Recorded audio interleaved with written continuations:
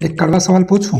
आज सुबह से लेकर अब तक आप जितने भी काम में बिजी थे, अगर उनमें से आधे काम आप नहीं भी करते, तो क्या आपकी जिंदगी या करियर में कोई बड़ा नुकसान हो जाता? जवाब है नहीं। हम एक ऐसे दौर में जी रहे हैं जहां बिजी रहने को एक मेडल की तरह दिखाया जाता है। भाई, फुर्सत नहीं है, सांस लेने का टाइम नहीं है, यह कोई अचीवमेंट नहीं है, यह एक बीमारी है जिसे कहते हैं प्रोडक्टिविटी डिसेप्शन। आज हम बात करेंगे क्यों दिन में 20 छोटे छोटे टास्क टिक करना असल में आपको गधा मजदूरी की तरफ धकेल रहा है, और कैसे स्लो प्रोडक्टिविटी आपको असली कामयाबी दिलाएगी। हसल कल्चर ने हमारे दिमाग में कचरा भर दिया है, जितना ज्यादा काम करोगे उतना ज्यादा कामयाब होगे।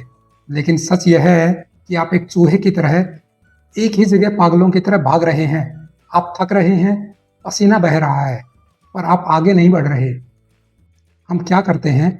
सुबह उठकर एक लंबी टू डू लिस्ट बनाते हैं। ईमेल्स का रिप्लाई करना है, फाइल को रीनेम करना है, मीटिंग्स अटेंड करनी है, स्टेटस अपडेट करना है।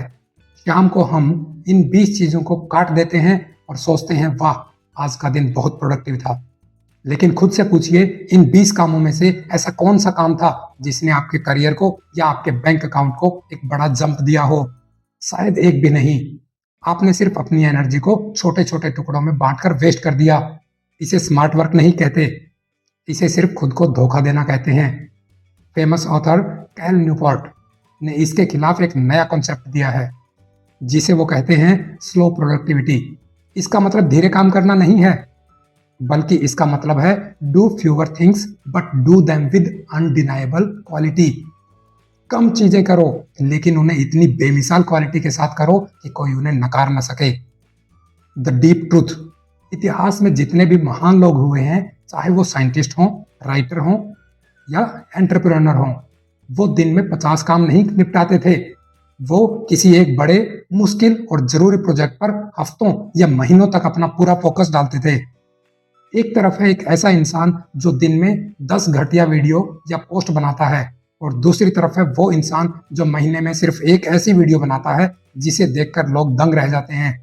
आप बताइए, लंबी रेस में कौन जीतेगा? डेफिनेटली वो जिसके काम में अनडिनाइबल क्वालिटी है। तो इस बिजी रहने के ट्रैप से बाहर निकलें। इसके लिए आपको अपने काम करने का तरीका बदलना होगा। Step 1, the rule of 3। अपनी टू डू लिस्ट में 20 चीजें लिखना बंद कीजिए। सुबह सिर्फ 3 सबसे जरूरी काम लिखिए, जो अगर पूरे हो गए तो आपका पूरा दिन सफल माना जाए, बाकी सब कुछ सेकेंडरी है। Step 2, protect your deep work. दिन का कम से कम 2 घंटा ऐसा रखिए जब आपका फोन साइलेंट हो, इंटरनेट के फालतू के टैब्स बंद हो, और आप किसी एक बड़े काम पर बिना डिस्ट्रैक्शन के फोकस कर रहे हों। स्टेप 3, से नो टू स्मॉल टास्क। हर उस मीटिंग या छोटे काम को ना कहना सीखिए जो आपके बड़े गोल्स में कोई वैल्यू ऐड नहीं करते। याद रखिए, जब आप मरेंगे या जब आप बूढ़े होंगे तो कोई आपकी इस बात के लिए तारीफ नहीं करेगा कि आपने अपनी जिंदगी में कितने ईमेल्स के जवाब दिए थे।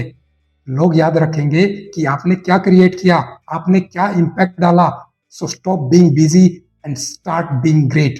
नीचे कमेंट में मुझे लिखिए, I will do deep work, ताकि मुझे पता चले कि आप इस चूहा दौड़ से बाहर निकलने के लिए तैयार हैं।